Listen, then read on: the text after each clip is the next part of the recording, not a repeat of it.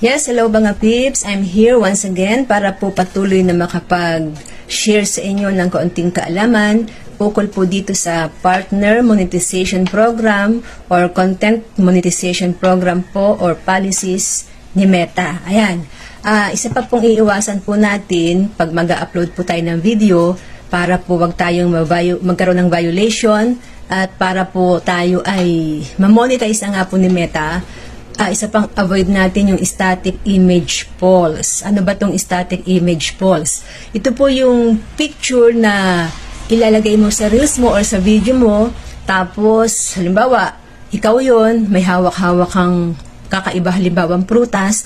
Tapos, magtatanong ka sa audience mo at nakalagay, may nakasulat na anong picture o anong prutas ito. Ayun. Yan ang example ng static image polls o anong klaseng hayop ito, yung mga ganon. Yan, avoid po natin yan dahil yan ay isa sa prohibited ni Meta. Ayan.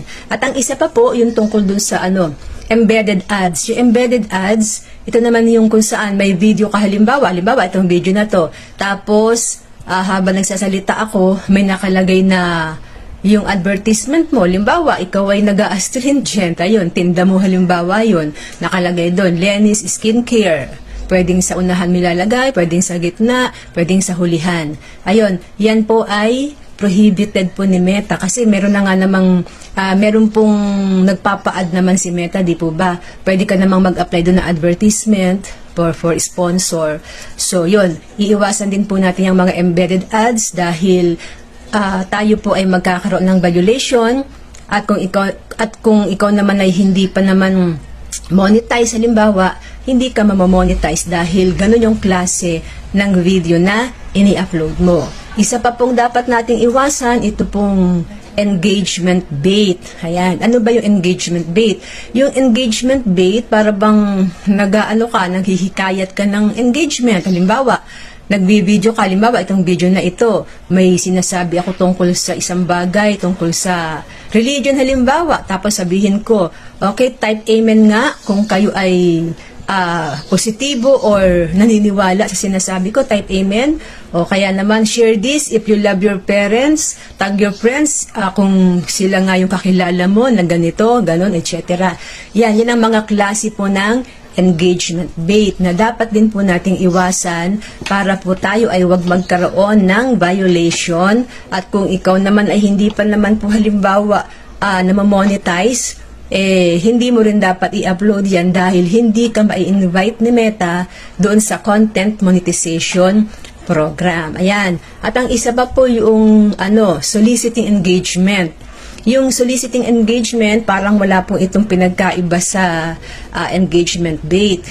Yung soliciting engagement, halimbawa, magtatanong ka, halimbawa, ang itatanong mo dun, nagbibideo ka or nagla-live ka halimbawa, tapos itatanong mo, okay, mga kaibigan, heart nga po kung kayo ay maka-Duterte, o kaya naman like kung kayo ay maka-PBBM, mga something like that. Ayan, yan po ang tinatawag na soliciting engagement. Isang example po yan ng soliciting engagement na itong mga sinasabi ko sa inyo, mga peeps, dapat ay maiwasan po natin kung ayaw po nating magkaroon tayo ng violation. At kung ikaw naman ay hindi pa naman na monetize, iwasan mo din ito para po ikaw ay ma-invite na ni Meta sa content monetization program. Ayan. Kaya kung meron kayong na-upload na ganito, i-delete nyo na.